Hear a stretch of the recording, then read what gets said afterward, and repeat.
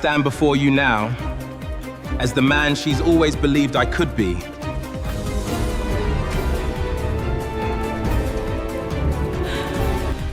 You knew I would come for this. How could you? You can't do this, please. We can fix this, son. The Man They Forgot to Count, a story of dignity, debt, and what happens when the wrong people underestimate the right woman. Her name was Callie Brooks. She was 24 years old. She had her mother's eyes, dark brown, patient, the kind of eyes that hold information without announcing it. Her skin was deep brown, the color of good coffee, and in the right light it glowed like something warm and alive. She wore her hair natural, pulled back at work, loose on the rare occasions she had a day to herself. She did not have many days to herself. Callie had been working at Sunrise Linen and Laundry on Prescott Avenue in Columbus, Ohio, since she was 19. She operated the industrial press 6 days a week from 7 in the morning until 4 in the afternoon, and on her way home, she stopped at the grocery store and bought what her budget allowed, which was usually right, something canned and whatever protein was on sale. She had $1,200 in a savings account she had not touched in 2 years because touching it felt like losing. She lived in the second bedroom of the house she had grown up in. The house belonged to her father, Raymond Brooks, who had remarried a woman named Deborah when Callie was 11 years old. Callie's mother, Gloria, had died when Callie was 9, pancreatic cancer, fast and total, the way that particular disease tends to be. There one spring, gone by summer. Callie remembered the last thing her mother said to her, which was not anything dramatic or prepared. Her mother had looked at her from the hospital bed and said, simply, "You are more than enough, baby." Then she had closed her eyes and slept. Callie had spent the next 15 years quietly testing whether that was true. Deborah was not a cruel woman in any obvious way. She did not yell or belittle or raise her hand. What she did instead was something slower and in some ways harder to name. She simply never made room. She had 2 daughters of her own. Paige, who was 27 and worked in marketing and had Deborah's same polished way of moving through a room, and Renee, who was 25 and had inherited her mother's laugh, the kind of laugh that expanded to fill whatever space it entered. Both of Deborah's daughters had fairer skin. Both of Deborah's daughters had straight-pressed hair. Both of Deborah's daughters had been enrolled in activities and encouraged and spoken of as futures. Callie had been spoken of as a present. As in, Callie is here, Callie can help, Callie will manage. She had managed for 15 years. Raymond Brooks was not a bad man. He was a man who loved his daughter in the way that some fathers love, deeply but quietly. From a distance that had grown so habitual he no longer noticed it. He was upstairs in almost every important scene. He was at work, or in his recliner, or somewhere that was not the kitchen where decisions were being made about his child. The debt arrived on a Tuesday in a phone call Callie heard through the thin wall between the kitchen and the hallway. Raymond had borrowed $60,000 from the Caldwell family 3 years ago to keep his construction business from going under. The Caldwells were not a bank. They were a family who had money and used it the way certain families use money, as leverage. Deborah knew them through her years in corporate hospitality. The loan had been agreed to informally, over dinner, with a handshake, and now Marcus Caldwell Sr. wanted a different kind of arrangement. His son, In.Shaq, was 40 years old. He had been in an accident 18 months ago, a fall from a horse at a property he owned outside of Dayton, and was currently using a wheelchair. He was, according to Deborah's research, quiet, reclusive, difficult. He had been engaged twice, and neither engagement had survived contact with the reality of who he was. Deborah presented this information to Paige and Renee the same evening, sitting at the kitchen table with her spine straight and her hands folded, the posture of someone who had already made the decision and was now conducting the formality of a meeting. She explained that a marriage arrangement had been proposed, that In.Shaq would forgive Raymond's debt in exchange for a union with one of the daughters in the household. Paige's eyes went through their familiar sequence, wide, calculating, composed. Renee said, "Is he at least good-looking?" Deborah said he came from a family with significant property holdings across 3 states, and they could look up his face on their own time. The planning started, what Paige would wear, what she would say, what topics to raise. Deborah was not preparing a daughter for a meeting. She was preparing one for an audition. Callie was at the sink. She had been there for the last 20 minutes, rinsing the dishes from a dinner she had cooked, because the kitchen had been exactly as she left it that morning. No one had asked her to cook. She had cooked because the food was there, and people needed to eat, and that was simply how it worked in this house for the last 15 years. She heard every word through the pass-through above the sink. She stood still. Then Renee said it. The way Renee always said things, quickly and brightly, without weighing what she was putting down. Why don't we just send Callie first? She'll be done in 20 minutes and then we have a reason to send Paige in, like a warm-up. Paige laughed first, immediate and unguarded. Deborah pressed her lips together. Then she said, "That's not the worst idea." She did not laugh. She was more careful than that. But she also did not say no. Callie turned off the water. She stood at the sink with her hands wet and looked at the window above it, the small square of October sky between the curtain and the frame. She stood there for almost 30 seconds. Not because she didn't have anything to do, because she was deciding something, and the deciding took exactly that long. She dried her hands. She went to her room. She sat on the edge of her bed and looked at the photograph on the nightstand. Her mother, laughing at something just outside the frame, laughing with her whole body, 31 years old in a yellow dress in the backyard of a house they hadn't lived in for years. Callie was older than that now. She looked at that photograph for a long time. Then she made a decision that no one in the other room would have predicted, because no one in the other room had ever paid enough attention to her to know what she was capable of when she decided something. She was going to that meeting, not as Deborah's warm-up, not as the gap filler, not as the before picture in someone else's story, as herself, whatever that meant after 15 years in this house. The meeting was set for a Saturday afternoon at the Caldwell family's property. Not the main house, but a guest cottage on the grounds of the Ashford Estate, outside of Columbus. The estate was real enough. 200 acres, a main house built in the 1920s, a horse barn, and a guest that had been converted into something approaching a home for In.Shaq while his mobility was limited. Callie went alone. Deborah had assumed she would refuse, or would need to be pushed, or would make a scene. Instead, Callie had simply said, "I'll go Saturday," and Deborah had not known what to do with that, so she had said, "Fine," and started planning Paige's outfit for after Callie failed. The drive took 40 minutes.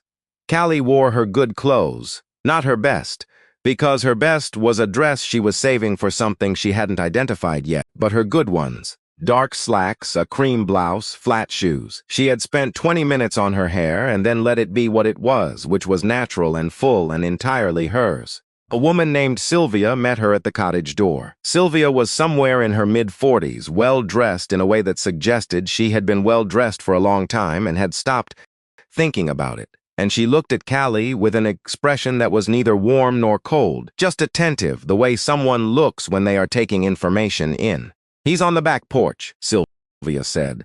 "He doesn't like to be introduced. Just go around." Callie went around. The back porch overlooked a field that ran to a tree line about a quarter-mile out. The October light was doing something specific and golden across the grass. In the middle of the porch, facing the field, was a man in a wheelchair. He was enormous. That was the first thing. Even sitting, even from the back, there was a sense of scale to him that the wheelchair seemed to be in quiet argument with. His shoulders were wide enough to block the center of the view. His hands, resting on the armrests, were large enough to palm a basketball.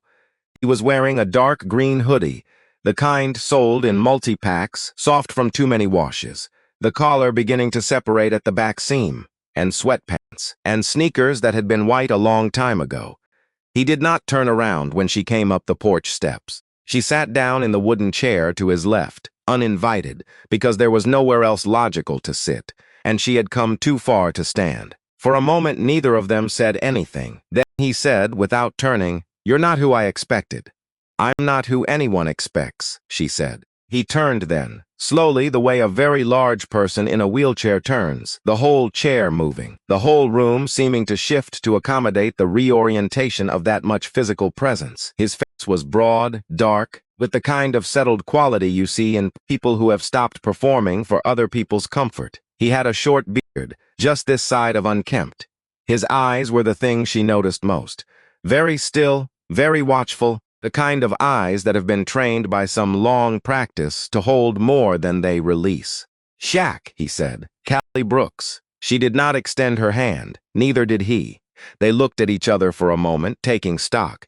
"Do you want to be here?" he asked. She considered that.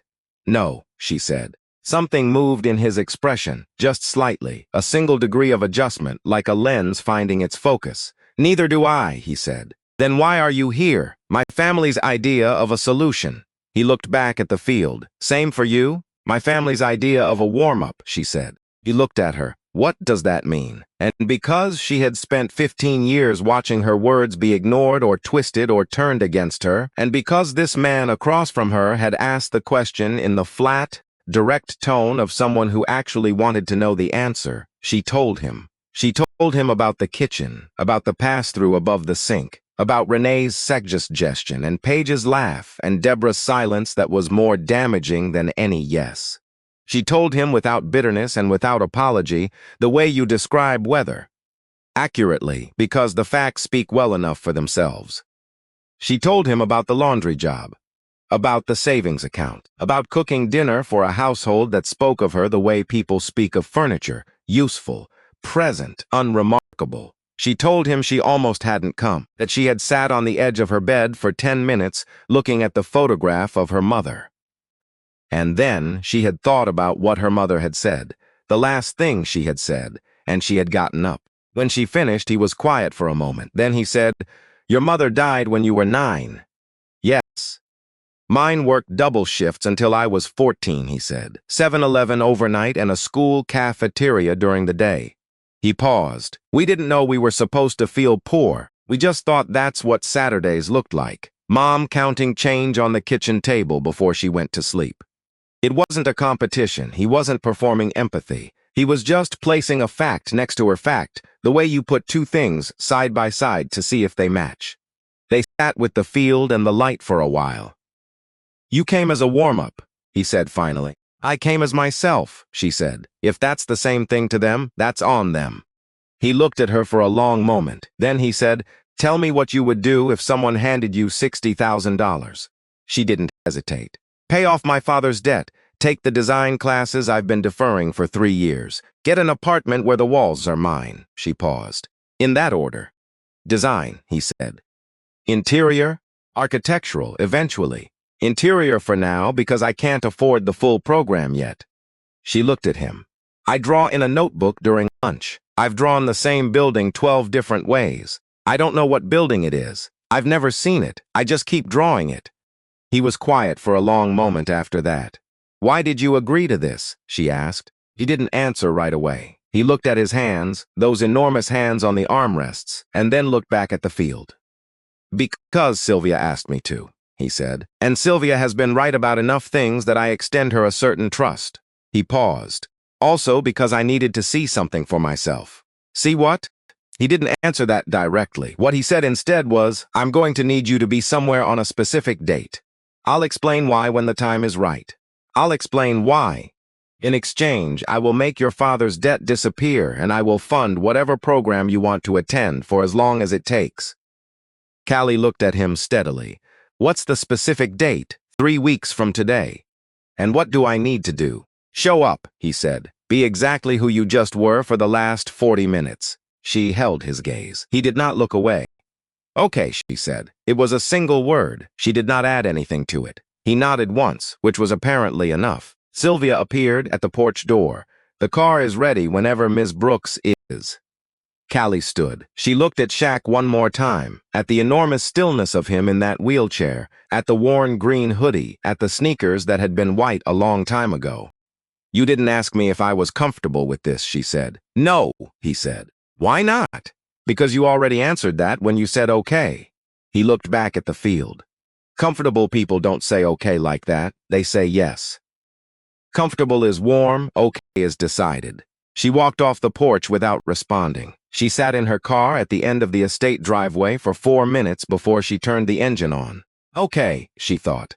Decided. The next 3 weeks passed in a way that was both slow and strange. Callie went to work at Sunrise Linen. She pressed shirts and table linens and the occasional set of curtains.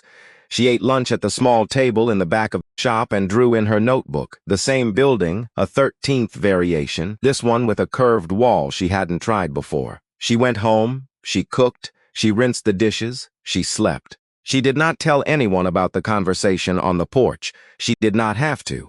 Deborah, who had expected her to return with obvious news of failure, instead found Callie's continued presence in the house confusing and faintly threatening. Paige had been groomed and presented to Marcus Caldwell Sr. at a separate meeting and had apparently made a favorable impression. Plans were being made. Wedding, it turned out, was already planned. Not a wedding between Paige and Shaq. The arrangement was more practical than that. Shaq would marry one of Raymond's daughters, whichever one met his approval, as part of a broader realignment of the family's business relationship. Callie was the daughter who had met him. No one had thought to ask what had happened on that porch.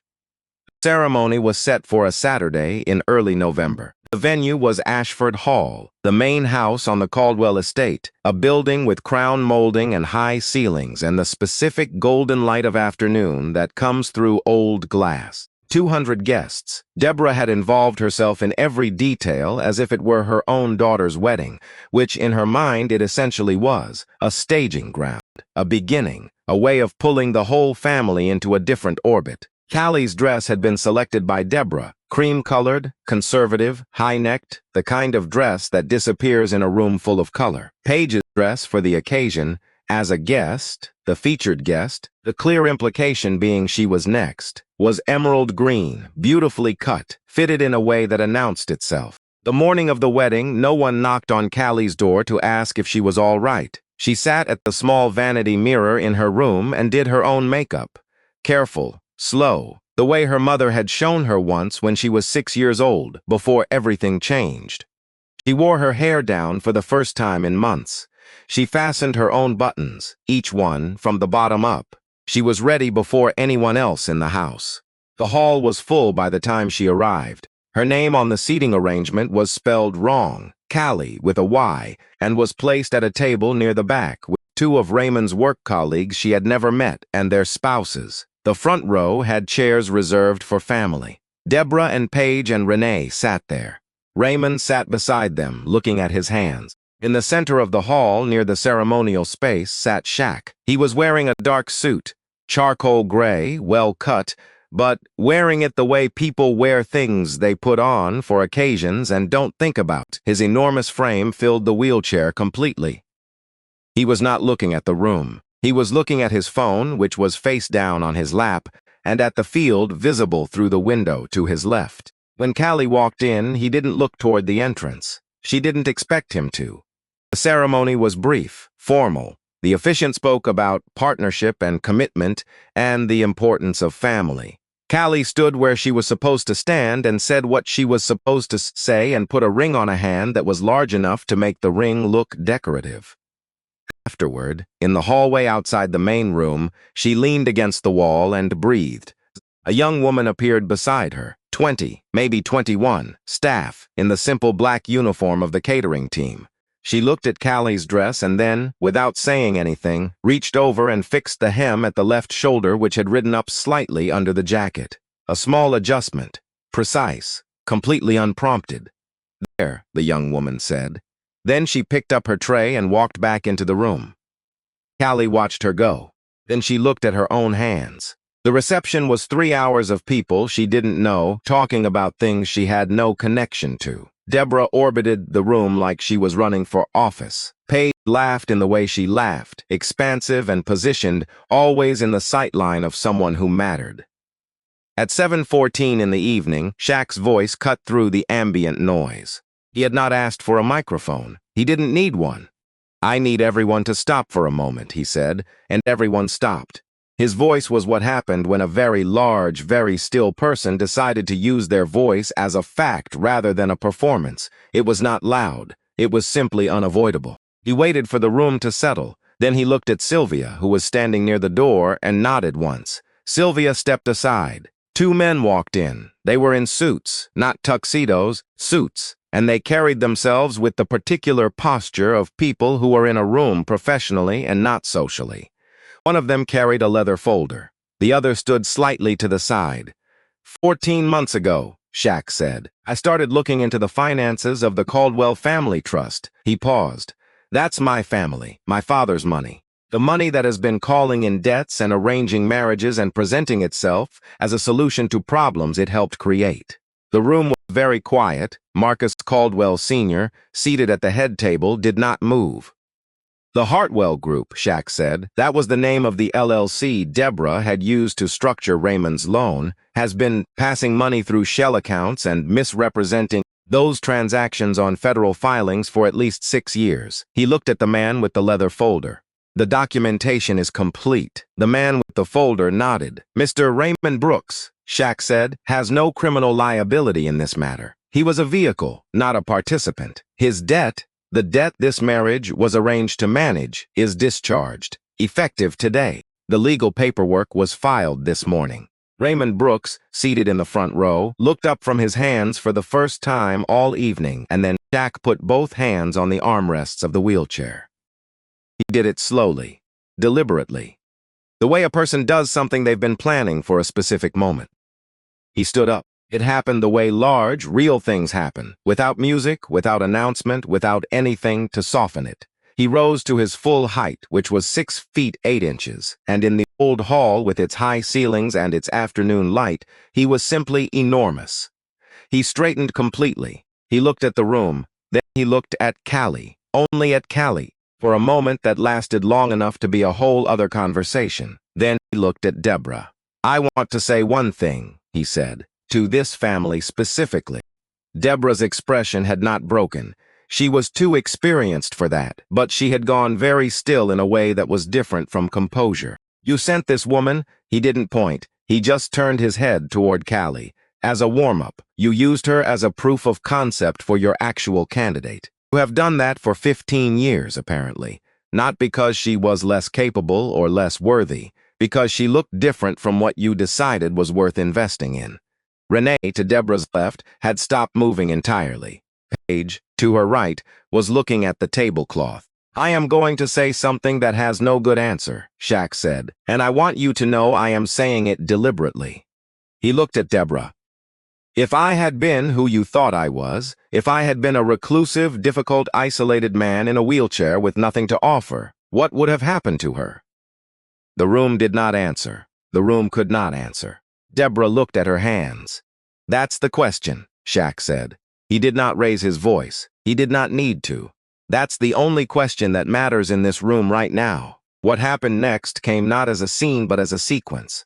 Marcus Caldwell Sr., in his seat at the head table, had gone the color of old ash. He looked at the man with the leather folder and understood correctly that this was not a threat. This was an arrival. This was 14 months of careful work reaching its conclusion in a room he thought he controlled. He stood up. He looked at his son. He said, Shaq.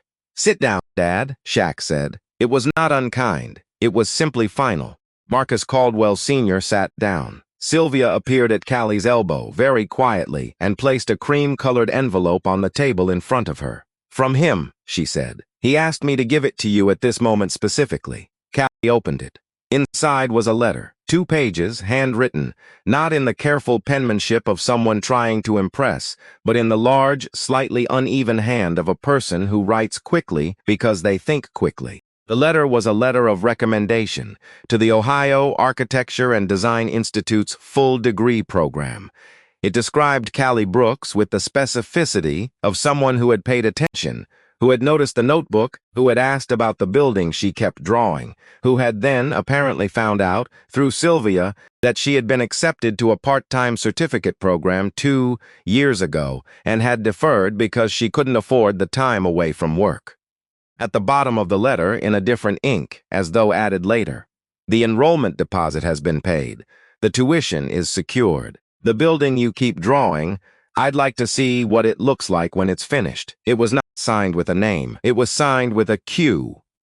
Callie read it twice. She folded it. She put it in the inside pocket of her jacket. Then she looked up. Deborah was still seated, still composed on the surface, but the surface was doing the work of covering something underneath it that was not composed at all. Paige was looking at the tablecloth with the expression of someone who has just understood that they were in a room where all the rules had changed while they were focused on the wrong thing. Renee had her hands in her lap and was looking at Callie with an expression that was not readable as guilt exactly, but was in that neighborhood. Raymond Brooks crossed the room. He walked past Deborah and past the Caldwell table and past all the guests who were still in the particular frozen state that follows a revelation, and he stood in front of his daughter. He did not say he was sorry. He said, "I've been upstairs a long time." Callie looked at her father, at the face that was her face in an older key, at the hands that were her hands on a larger scale, and she said, "Yeah, you have." He nodded. He put one hand on her shoulder briefly and then stepped back. It was not enough. It was also not nothing. The Hartwell Group's accounts were frozen by federal order 48 hours after the reception. Marcus Caldwell Sr. cooperated with investigators. He did not have a choice. The documentation In.Shaq had assembled, with Sylvia's help, with the help of a forensic accountant hired in secret, with 14 months of careful patience, was complete enough that cooperation was the only viable option. He gave statements. He answered questions. He paid a significant amount of money in penalties and restitution. He did not go to prison, but he did, for the first time in a very public way, face what he had done and the people he had done it to. Deborah lost the Hartwell connection entirely. The social network that had given her access to the Caldwells and to the arrangement she had built evaporated when the accounts did. She made 2 calls to the family's attorneys and was not returned. She called the matchmaking firm she had used to navigate the meeting and was told, with extreme politeness, that their services were no longer available to her household. She sat in the kitchen that she had always run like a campaign. She sat at the table and looked at the pass-through above the sink. She thought about the Tuesday evening when Renee had said what she said, and Paige had laughed first, and Deborah had said, "That's not the worst idea." She thought about that for a long time. She called Callie 3 weeks after the reception. It was a Tuesday. Callie was at work. "I called to say something," Deborah said. Callie waited. "I told myself I was doing what was necessary," Deborah said. "For the family, for stability. I told myself you were practical. That practical was what you were good for." A pause. "I never asked what you were good for. I just decided." Callie was quiet. "I don't expect anything from that," Deborah said. I needed to say it." Callie said, "I know." Then she said, "I'll talk to you when I'm ready." Then she hung up and went back to the industrial press and finished the last 40 minutes of her shift. 7 months later. The design studio was on the 3rd floor of a building on North High Street in Columbus, 4 blocks from the Ohio Architecture and Design Institute's main campus.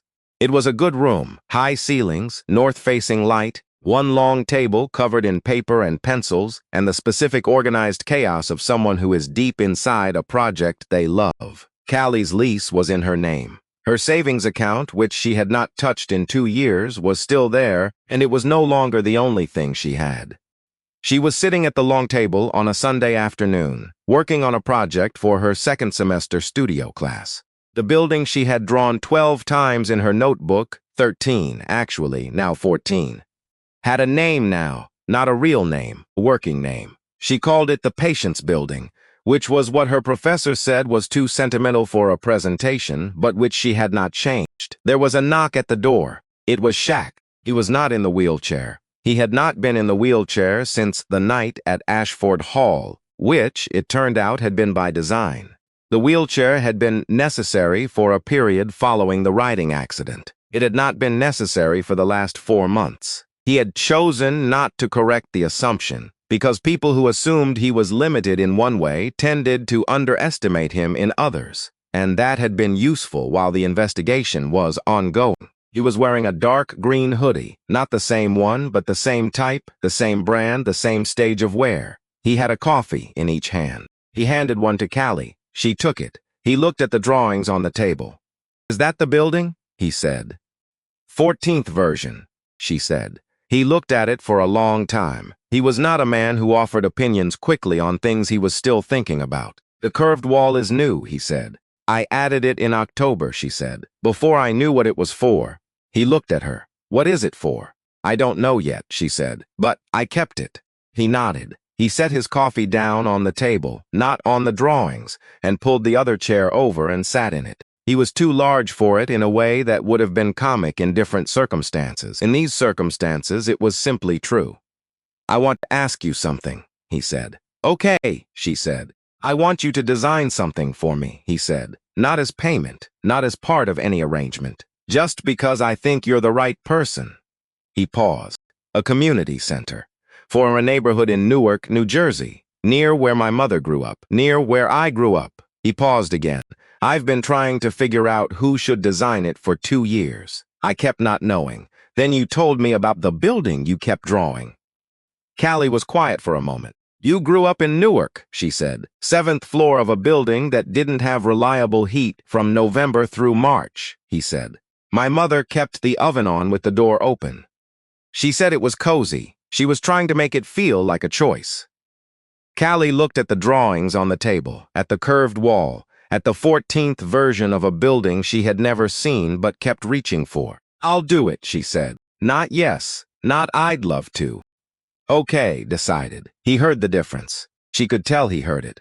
They sat in the studio with the north light coming through the windows and the city making its ordinary sounds below them, and they talked about the community center, about what it needed to hold, about who it was for, about the specific quality of warmth that a building can have if it is designed by someone who knows what it is to be cold. The coffee went lukewarm. Neither of them noticed right away. The last thing I want to tell you about Callie Brooks is small. It happened 6 months after that Sunday. She was walking through the Short North on a Saturday morning in April on her way to the Institute's weekend studio session when she passed a woman sitting on a bench outside a coffee shop. The woman was maybe 50, well-dressed, with the specific expression of someone who is sitting still because standing up is more than she can manage right now. Callie almost walked past. Then she stopped. She sat down on the bench beside the woman. Not close, just near. She did not ask what was wrong. She did not say anything designed to help. She just sat there for a moment in the April light, present. After a minute, the woman looked at her. I'm okay, the woman said, the way people say it when they're not sure if they mean it. I know, Callie said, the way people say it when they believe you'll get there. She sat for another minute. Then she stood up, said, take care, and walked on. She did not think about whether it mattered. She never did. That's the thing about people who were raised to be invisible. When they finally become visible, they already know how to see. If this story reached something in you, if you have ever been the person your family sends last because they decided you matter least, or if you have ever done something steady and unremarkable and kept going anyway, hit like and share this video. Not for the algorithm. Because stories like this one deserve to find the right person at the right time. Subscribe and turn on notifications so you don't miss what comes next. And the next time, someone is in the room with you, really in the room, not performing, just there, pay attention. Because the person they sent as the warm-up might be the one who changes everything. You just never know who you're sitting across from. This story is a work of fiction created for entertainment and reflection. All characters, names, institutions, and events are fictional or used fictitiously. Any resemblance to real persons or events is coincidental. This story is not intended to represent any real individual or organization, and